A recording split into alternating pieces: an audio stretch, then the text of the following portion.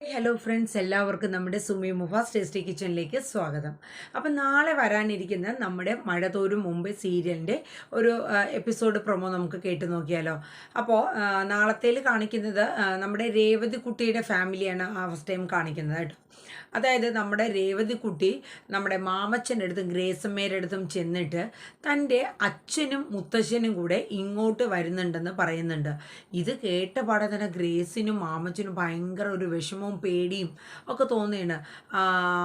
അതെന്താ അവർ ഇങ്ങോട്ട് വരുന്ന എന്തിനാ, അതൊന്നും എനിക്കറിയില്ല എന്ന് രേവതിക്കുട്ടി പറഞ്ഞു.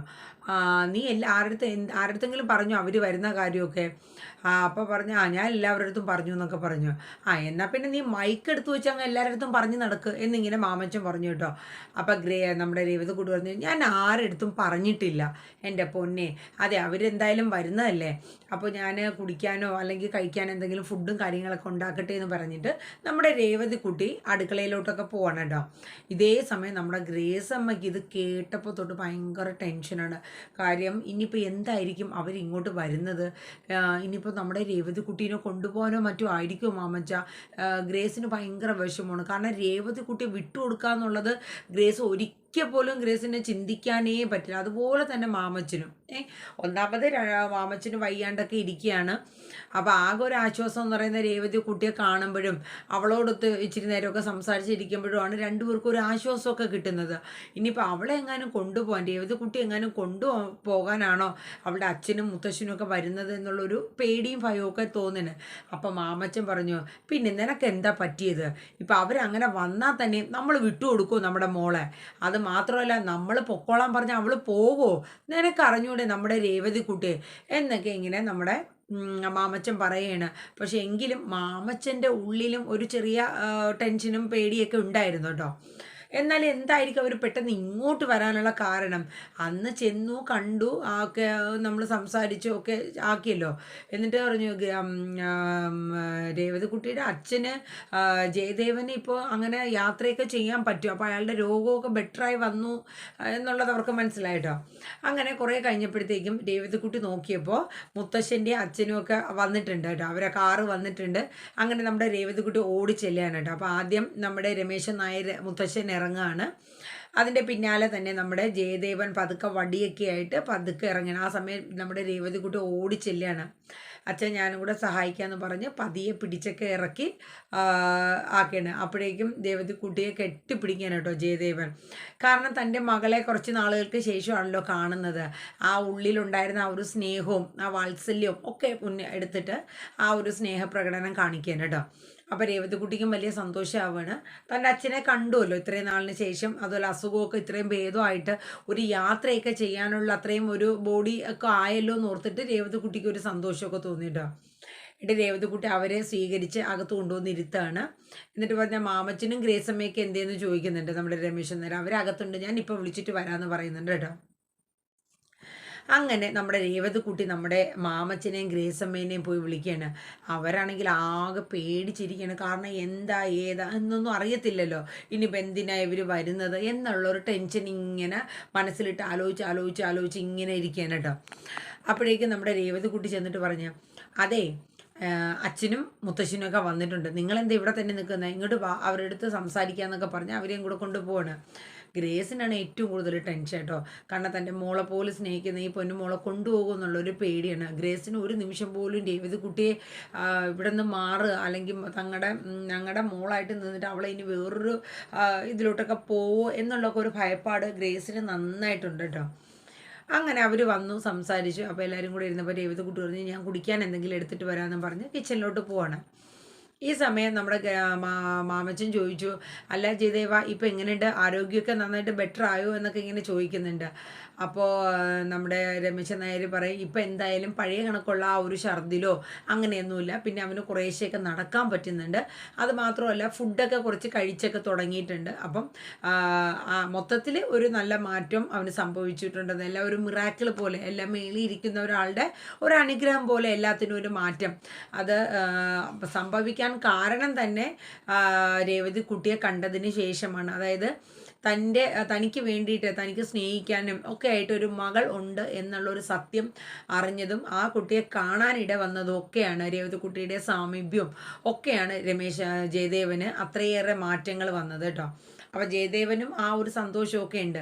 അപ്പോൾ നമ്മുടെ ഗ്രേസ് പറഞ്ഞു എന്തായാലും അത് നന്നായി അല്ലേ, കാരണം അത്രയും നല്ലൊരു ശരീരത്തിന് ആരോഗ്യമൊക്കെ കിട്ടിയതിൽ ഒരുപാട് സന്തോഷമുണ്ടെന്നിങ്ങനെ നമ്മുടെ ഗ്രേസ് അമ്മയും പറഞ്ഞു കേട്ടോ. അതിനുശേഷം നമ്മുടെ രേവതിക്കുട്ടി അവർക്ക് കുടിക്കാൻ വെള്ളവും കാര്യങ്ങളൊക്കെ കൊണ്ടുവന്ന് കൊടുക്കുകയാണ്. അതിനുശേഷം അവർ നമ്മുടെ സംസാരിച്ചുകൊണ്ടിരിക്കുമ്പോൾ നമ്മുടെ ജയദേവനെ കയ്യിലൊക്കെ പിടിച്ച് വടി കൊണ്ട് പതിയെ നടക്കാൻ ഹെൽപ്പൊക്കെ ചെയ്ത് നമ്മുടെ രേവതിക്കുട്ടി ഓരോ സ്ഥലവും മറ്റുമൊക്കെ ഇങ്ങനെ കാണിച്ചു കൊടുക്കുന്നുണ്ട് കേട്ടോ. ആ സമയം നമ്മുടെ ജോസ് എന്നാണെന്ന് തോന്നുന്നു, അവരുടെ വീട്ടിൽ ഡ്രൈവറായിട്ട് നിൽക്കുന്ന ഒരു പയ്യനുണ്ടല്ലോ, അപ്പോൾ ആ പയ്യനെയൊക്കെ പരിചയപ്പെടുത്തി നമ്മുടെ രേവതിക്കുട്ടി കൊടുക്കുന്നുണ്ട്. അപ്പോൾ ജയദേവന് ഭയങ്കര സന്തോഷമൊക്കെ ആവാണ്. അങ്ങനെ അവർ രണ്ടുപേരും ഫുഡൊക്കെ കഴിച്ച് നല്ല സന്തോഷത്തോടു കൂടി അവിടെ നിന്ന് യാത്ര പോകാനായിട്ട് ഇറങ്ങണം. അപ്പം നമ്മുടെ മാമച്ചനും ഗ്രേസും പറയും അല്ല നിങ്ങൾ വന്നതിൻ്റെ ഉദ്ദേശം എന്താണെന്ന് ചോദിക്കുന്നുണ്ട്. അപ്പോൾ പറയാൻ വേറൊന്നുമില്ല, മാമച്ചൻ ഇങ്ങനെ വയ്യാന്ന് കേട്ടുമല്ലോ, അപ്പോൾ അതുകൊണ്ട് രേവതിക്കുട്ടി വിളിച്ചപ്പം പറഞ്ഞായിരുന്നു എന്ന് പറഞ്ഞു. അപ്പോൾ നമ്മുടെ മാമച്ചൻ പറഞ്ഞു അതത്ര വലിയ കാര്യമൊന്നുമില്ല, ഒരു ചെറിയൊരു ബ്ലോക്കാണ്, അത് ഒരു ഓപ്പറേഷനോ എന്തെങ്കിലും ചെയ്താലൊക്കെ മതിയാകും എന്നുള്ള രീതിയിൽ അലസമായിട്ടാണ് മാമച്ചൻ പറയുന്നത് കേട്ടോ. അപ്പം നമ്മുടെ രമേശൻ നായർ പറഞ്ഞു എന്തായാലും ആരോഗ്യമൊക്കെ നന്നായിട്ട് ശ്രദ്ധിക്കണം കേട്ടോ എന്നൊക്കെ പറഞ്ഞ് ആക്കിയാണ്. അതിനുശേഷമാണ് അവർ പിന്നെ ഫുഡൊക്കെ കഴിച്ച് അവിടെ നിന്ന് എല്ലാവരോടും യാത്ര പറഞ്ഞ് ഇറങ്ങുമ്പോൾ നമ്മുടെ മാമച്ചനും ഗ്രേസ് അമ്മയും പറയും നിങ്ങൾ വന്നപ്പോൾ ഞങ്ങൾ വിചാരിച്ചു രേവതി കുട്ടിയെ കൂട്ടിക്കൊണ്ട് പോകാനായിരിക്കും വന്നതെന്നുള്ള ഒരു ടെൻഷൻ ഞങ്ങൾക്കുണ്ടായിരുന്നു എന്ന് പറയും.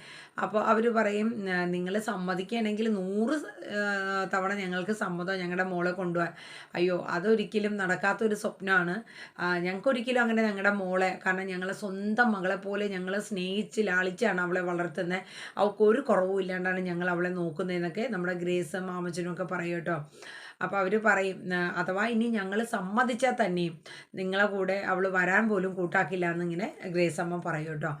അതിനുശേഷം അവർ പോകാനായിട്ട് ഇറങ്ങുമ്പോൾ അവർ പറയും ഇന്ന് യാത്ര ചെയ്യണോ, 1-2 ദിവസം കഴിഞ്ഞിട്ട് പോയാൽ പോരെ എന്നൊക്കെ അവർ ചോദിക്കും. അപ്പോൾ രമേശൻ നായർ പറയും അയ്യോ അത് പറ്റില്ല, പോകണം, ഇതിപ്പോൾ മാമച്ചനൊക്കെ വയ്യാന്ന് കേട്ടിട്ടും പിന്നെ മോളെ ഒന്ന് കാണാമല്ലോ എന്ന് കരുതിയിട്ടാണ് ഞങ്ങൾ വന്നേന്ന്. അതിനുശേഷം പിന്നീട് കാണിക്കുന്നതെന്ന് പറയുന്നത് നമ്മുടെ കുര്യച്ചൻ നമ്മുടെ മാമച്ചനെ കാണാൻ വേണ്ടിയിട്ട് വരുന്നുണ്ട് കേട്ടോ. കാരണം മാമച്ചന് വയ്യാന്നുള്ള കാര്യം ഒരുവിധം എല്ലാ റിലേറ്റീവ്സും അറിഞ്ഞൊക്കെയാണ്.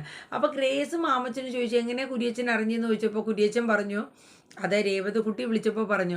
അപ്പോൾ രേവതിക്കുട്ടിയോട് ചോദിക്കും ഓഹോ അപ്പോൾ നീ എല്ലാവരോടും എനിക്ക് വയ്യാന്നുള്ള കാര്യമൊക്കെ വിളിച്ചറിയിച്ചു. അപ്പോൾ രേവതിക്കുട്ടി പറയും എനിക്കറിയാവുന്ന ഒരുവിധം എല്ലാ റിലേറ്റീവ്സിൻ്റെ അറിയാവുന്ന നമ്പറിലും ഞാൻ വിളിച്ച് പറഞ്ഞിട്ടുണ്ടെന്ന് പറഞ്ഞു. എൻ്റെ കുര്യച്ചൻ്റെ മുമ്പിൽ വെച്ച് രേവതിക്കുട്ടി ഭയങ്കര സങ്കടമായിട്ടൊക്കെ അവരുടെ അടുത്ത് പറയും ഇവർക്ക് ആരോഗ്യത്തിൽ ഒരു ശ്രദ്ധയില്ല, എന്ത് വന്നാലും കുഴപ്പമില്ല എന്നുള്ളൊരു മട്ടാണ്, സമയത്ത് ഗുളിയൊന്നും കഴിക്കില്ല, ഫുഡിൻ്റെ കാര്യത്തിൽ ഒരു കൺട്രോളൊന്നുമില്ല എന്നൊക്കെ പറഞ്ഞിട്ട് രേവതിക്കുട്ടി കുറേ പരിഭവം പറയണം കേട്ടോ. അപ്പോൾ തിരിച്ച് ഗ്രേസ് പറഞ്ഞു എൻ്റെ പൊന്നു മോളെ ഇനി മുതൽ ഞങ്ങൾ ശ്രദ്ധിച്ചോളാം എന്നൊക്കെ പറഞ്ഞിട്ട് തിരിച്ച്. അപ്പോൾ ഇവരുടെ ഈ ഒരു സ്നേഹം കാണുമ്പോൾ കുര്യച്ചന് ശരിക്കും മനസ്സിലാവുന്നുണ്ട് രേവതിക്കുട്ടിയെ എത്ര മാത്രമാണ് ഇവർ സ്നേഹിക്കുന്നതെന്നും തിരിച്ച് അവരും അതുപോലെ രേവതിക്കുട്ടിയും തിരിച്ച് അവരെ എത്രമാത്രം സ്നേഹിക്കണു എന്നുള്ള കാര്യമൊക്കെ നമ്മുടെ കുര്യച്ചന് മനസ്സിലാവുകയാണ് കേട്ടോ. അത് കഴിഞ്ഞ് പിന്നെ നമ്മുടെ നേരെ പോണത് നമ്മുടെ വൈജയന്തിയാണ്. നമ്മുടെ വൈജയന്തി മിക്കവാറും നാളത്തേക്ക് ഡിസ്ചാർജ് ആവും. അപ്പോൾ അതിൻ്റെ പോകാനുള്ള ഒരു സന്തോഷവും കാര്യങ്ങളൊക്കെ ആയിട്ട് വൈജയന്തി ഇങ്ങനെ ഇരിക്കുകയാണ്. വീട്ടിൽ പോയി നമ്മുടെ ബബിതേനെയും പിന്നെ നമ്മുടെ രോഹിത്തിനെയൊക്കെ കൂട്ടി വേണം നമ്മുടെ പുതിയ വാടക വീട്ടിലോട്ട് പോകേണ്ടെന്നുള്ള സന്തോഷവും ആ ഒരു ചിന്തയൊക്കെ ഇങ്ങനെ ചിന്തിച്ച് നമ്മുടെ വൈജയന്തി ഇരിക്കുകയാണ് കേട്ടോ. ഇതേ സമയം നമ്മുടെ മനുവും അതുപോലെ ഗംഗാധരൻ ലാൻഡ് ചെയ്തിട്ടുണ്ട്, അതുപോലെ ശിവശങ്കരൻ, ഇവർ 3 പേരും കൂടെ ആലോചിക്കുകയാണ് ഇത് എന്താണ് ഇനി നമ്മുടെ വൈജ നാളെ ഡിസ്ചാർജ് ആവും, അപ്പോൾ എന്തെങ്കിലും ഒരു കാര്യം നമ്മൾ ചെയ്തേ പറ്റുള്ളൂ. കാര്യം മനു പറയും വലിയച്ഛ അച്ഛനും ഒരു കാര്യം ശ്രദ്ധിക്കണം, ആൻറ്റീനെ ഇനി ഇതുപോലെ തന്നിഷ്ടപ്രകാരം അങ്ങനെ വിടേണ്ട കാര്യമില്ല, നിങ്ങളൊന്നും അലസമായിട്ട് ഇരുന്നിട്ട് കാര്യമില്ല, ആൻറ്റിയുടെ കാര്യത്തിൽ വലിയച്ഛൻ നിങ്ങൾ കറക്റ്റായിട്ടുള്ളൊരു തീരുമാനം എടുക്കണം. അപ്പോൾ നമ്മുടെ ശിവശങ്കരൻ പറയും ഞാൻ അതുകൊണ്ട് തന്നെയാണ് ഗംഗേട്ടനെ ഇവിടെ വിളിച്ചു വരുത്തിയത്. കാര്യം എന്ന് വെച്ചാൽ വൈജയെ നമ്മൾ ഇതുപോലെ ഇങ്ങനെ കയറൂരി വിട്ടതുകൊണ്ട് കാര്യമില്ല, കാരണം അവൾ തന്നെ അവളുടെ ജീവിതം, അവളുടെ ലൈഫ്, കുട്ടികളുടെ ഉൾപ്പെടെയുള്ള ജീവിതം അത് വലിയൊരു ഇമ്പോർട്ടൻ്റ് കൊടുക്കണില്ല, അതോ ചിന്തിക്കുന്നില്ല, വാശിയുടെ പുറത്ത് അവൾ തന്നെ അത് സ്പോയിൽ ചെയ്ത് കളയും. അതുകൊണ്ട് ഇതിനെന്തായാലും കറക്റ്റ് നമ്മൾ തീരുമാനിക്കുന്ന പോലെ കാര്യങ്ങൾ നിൽക്കണം. അത് വൈജയന്തിനെ ഏത് രീതിയിലാണെങ്കിലും പറഞ്ഞു മനസ്സിലാക്കി നമ്മൾ പറയുന്ന പോലെ അവൾ അനുസരിച്ചിരിക്കണം. അപ്പോൾ ഗംഗാധരനും പറഞ്ഞു അത് ശരിയാ, ഇനി എന്തായാലും വൈജയുടെ സ്വന്തം ഇഷ്ടപ്രകാരം നമ്മൾ വിടാൻ തീരുമാനിച്ചിട്ടില്ല എന്ന് തീരുമാനിക്കാൻ കേട്ടോ. അപ്പോൾ എന്തായാലും വൈജയന്തിനെ ഇനിയിപ്പോൾ നെടുമ്പുരയ്ക്കൽ വീട്ടിൽ തന്നെ കൊണ്ടുപോകണം എന്നുള്ളത് നമ്മുടെ മനുവും അവരൊക്കെ തീരുമാനിക്കണം. അപ്പം മനുശങ്കർ പറയും എന്തായാലും ആൻറ്റി ഒരു വീട് റെൻറ്റിനൊക്കെ എടുത്തിട്ടിട്ടുണ്ട്, കാര്യം അഡ്വാൻസ് കാര്യങ്ങളൊക്കെ കൊടുത്തിട്ടൊക്കെയാണ്, അതിട്ടോട്ടെ. എന്തായാലും വൈജയന്തി ഡിസ്ചാർജ് ആയിക്കഴിഞ്ഞാൽ നാളെ നെടുമ്പുരയ്ക്കൽ വീട്ടിൽ തന്നെ എത്തണം, ഇനി അവിടെ താമസിച്ചാൽ മതി എന്നുള്ളൊരു തീരുമാനം ശക്തമായിട്ട് തന്നെ നമ്മുടെ ഗംഗാധരനും അതുപോലെ തന്നെ ശിവശങ്കരനും തീരുമാനിച്ചെടുക്കുകയാണ് കേട്ടോ. അപ്പം മനുവിനും ഒരു സന്തോഷമൊക്കെ ആവേണ്. അപ്പോൾ നാളെ വരാനിരിക്കുന്ന എപ്പിസോഡിൽ ഏകദേശ സീനൊക്കെ ഇത്രയൊക്കെയാണ്. ഇനിയിപ്പോൾ നാളെ രാവിലെ നമുക്ക് ഫുൾ എപ്പിസോഡ് കിട്ടുകയാണെങ്കിൽ എന്തായാലും ഇടാം. അപ്പോൾ എല്ലാവരും നമ്മുടെ വീഡിയോസൊക്കെ ഒന്ന് കേട്ട് നിങ്ങളുടെ അഭിപ്രായങ്ങളൊക്കെ കമൻറ്റ് ബോക്സിൽ രേഖപ്പെടുത്താനായിട്ട് ശ്രമിക്കുക. അതോടൊപ്പം തന്നെ നിങ്ങൾ ലൈക്ക് ചെയ്യുക, അതുപോലെ നമ്മുടെ സ്റ്റാർ ബട്ടൺ ഉപയോഗിച്ചൊന്ന് ഹൈപ്പും കൂടെ ചെയ്യുക. എന്നാൽ മാത്രമേ നമ്മുടെ വീഡിയോസൊക്കെ ഒന്ന് അപ്പായി വരത്തുള്ളൂ. അപ്പോൾ എല്ലാവരുടെ ഒരു സപ്പോർട്ട് പ്രതീക്ഷിക്കുന്നു. പുതുതായിട്ട് വരുന്നവരൊക്കെ നമ്മുടെ ചാനലൊന്ന് സബ്സ്ക്രൈബും കൂടെ ചെയ്യുക. അപ്പോൾ നല്ലൊരു ശുഭരാത്രി പറഞ്ഞുകൊണ്ട് നാളത്തെ മഴതോറും മുമ്പ് സീരിയലിന്റെ പ്രൊമോ വീഡിയോ ഇവിടെ വൈൻഡപ്പ് ചെയ്യുന്നു. അപ്പോൾ എല്ലാവർക്കും നല്ലൊരു ഗുഡ് നൈറ്റ് പറഞ്ഞുകൊണ്ട് നിർത്തുന്നു. Tata, bye bye, take care, thank you.